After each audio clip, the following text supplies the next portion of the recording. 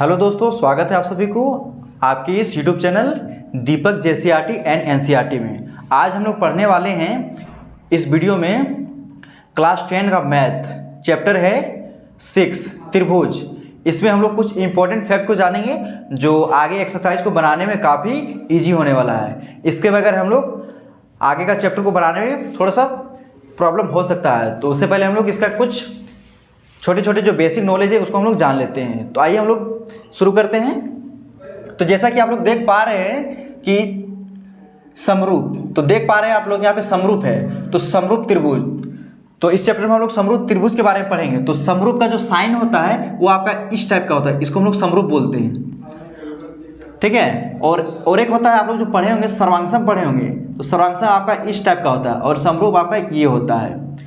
तो हम लोग पढ़ने जा रहे हैं समरूप के बारे में। तो समरूप हम लोग जान लेते हैं। समरूप हम लोग बोलते हैं कि जिसका रूप समान हो उसे हम लोग समरूप कहते हैं, यानी जिसका रूप सिर्फ समान होता है उसी को हम लोग समरूप बोलते हैं। तो आइए हम लोग जान लेते हैं कि समरूप और सर्वांगसमता में क्या अंतर है। तो सभी सर्वांगसम आकृतियां समरूप होती है, लेकिन इसका मतलब यह नहीं है कि सभी समरूप आकृतियां सर्वांगसम होती है। कहने का मतलब है कि सभी सर्वांगसम, जो भी सर्वांगसम त्रिभुज है वो समरूप हो सकता है, लेकिन सभी त्रिभुज सर्वांगसम होगा ये जरूरी नहीं है। तो आइए हम लोग इसका कुछ उदाहरण के रूप में देख सकते हैं। आइए हम लोग देखते हैं समरूप आकृति के कुछ उदाहरण। तो यहाँ पे आप लोग जैसा कि देख पा रहे हैं, ये एक छोटा सा समबाहु त्रिभुज है और ये बड़ा समबाहु त्रिभुज है, लेकिन समबाहु त्रिभुज का प्रत्येक कोण 60-60 डिग्री का होता है, तो वो छोटा रहे या फिर बड़ा रहे, तो ये समरूप त्रिभुज हुआ। लेकिन इसको हम लोग सर्वांगसम नहीं कह सकते हैं, क्योंकि सर्वांगसम का मतलब होता है कि सर्व यानी सभी अंग समान। तो इसका सभी अंग समान नहीं है, क्योंकि इसका भुजा और इसका भुजा में अंतर है, इस वजह से। उसी तरह और एक देखते हैं इसका समरूप आकृति का उदाहरण। एक यहाँ पे बड़ा वर्ग है और एक छोटा वर्ग है, तो वर्ग का प्रत्येक कोण 90 डिग्री का होता है, वो छोटा रहे या फिर बड़ा रहे। इस प्रकार हम लोग कह सकते हैं कि ये समान आकृति का है, यानी समान रूप का है, इसलिए हम लोग इसको बोलेंगे समरूप। तो हम लोग जो समरूप नहीं है उसके बारे में भी थोड़ा हम लोग जान लेते हैं। जैसा कि आप लोग देख पा रहे हैं, ये एक त्रिभुज है, ये समबाहु त्रिभुज है और ये समकोण त्रिभुज है। तो इस तरह से ये दोनों जो है ये समरूप आकृति नहीं है।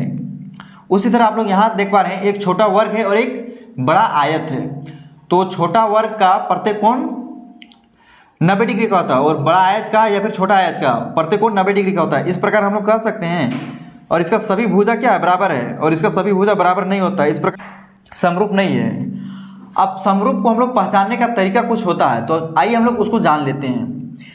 तो समरूप का क्या नियम है उसके बारे में हम लोग देखते हैं। समान संख्या वाली भुजाओं के बहुभुज समरूप होते हैं यदि, यानी समरूप होने के लिए क्या क्या क्राइटेरिया चाहिए उसको हम लोग जान लेते हैं। तो पहला नियम, उनके संगत कोण बराबर हो, यानी पहला नियम है कि उसका संगत कोण यानी उसका प्रत्येक कोण बराबर होना चाहिए। इसका एक उदाहरण ले लेते हैं। जैसा कि आप लोग यहाँ पे देख रहे हैं, यही इसका उदाहरण है।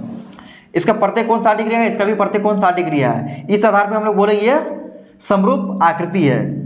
दूसरा, उनकी संगत भुजाएं समान अनुपात में हो, और इसका जो भुजा है समान अनुपात में होना चाहिए। तो आइए हम लोग देख लेते हैं इसका उदाहरण को, यानी संगत भुजा होना चाहिए। जैसे एक हम लोग एग्जाम्पल में ले लेते हैं एक त्रिभुज, इसका नाम देते हैं ए बी और ये सी, और एक बड़ा त्रिभुज ये पी क्यू और ये आर। तो ए बी है आपका, मान लेते 2, ये 3 और ये 5। इसको हम लोग मान लेते हैं, इसका डबल करते हैं, 2 का ये डबल करते हैं 4 और 5 का डबल 10, 3 का डबल 6। अब हम लोग इसको अनुपात में लिखते हैं, यानी भुजा को इस तरह से लिखेंगे, ए बी बट्टा पी क्यू बराबर ए सी बट्टा पी आर बराबर बी सी बट्टा क्यू आर।